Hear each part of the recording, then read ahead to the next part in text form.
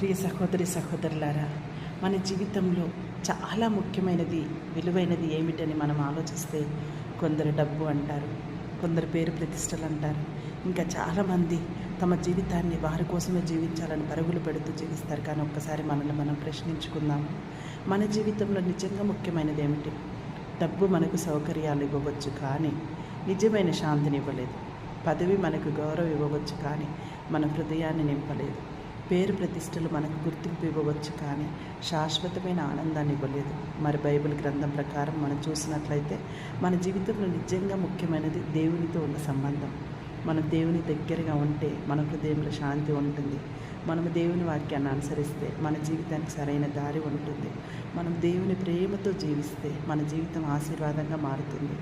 ఈ లోకంలో ఉన్న ప్రతిదీ ఒకరోజు ముగిసిపోతుంది, కానీ దేవుని ప్రేమ, దేవుని కృప మరియు మన విశ్వాసం మాత్రమే శాశ్వతం. అందుకే యేసు ప్రభు ఇలా చెప్పారు, మొదట దేవుని రాజ్యాన్ని వెతుకుడి, అప్పుడు మిగతా అన్నీ కూడా మీకు కలుగును.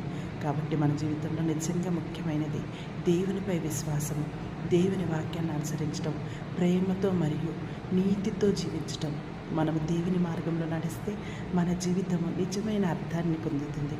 చివరిగా ఒక విషయం గుర్తుంచుకుందాము ప్రియ సహోదరులారా, ఈ ప్రపంచంలో మనం సంపాదించినంత ఇక్కడ మిగిలిపోతుంది, కానీ దేవుడితో ఉన్న సంబంధం మాత్రం నిత్యమైనది.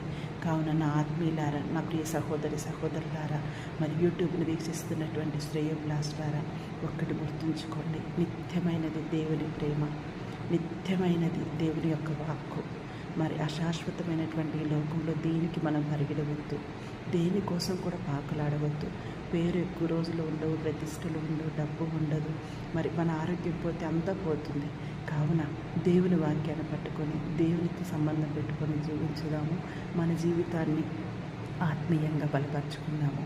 మీకు ఈ వాక్యం నచ్చినట్లయితే లైక్ చేయండి, షేర్ చేయండి, సబ్స్క్రైబ్ చేయండి, ఆమెన్ అని కామెంట్ చేయండి.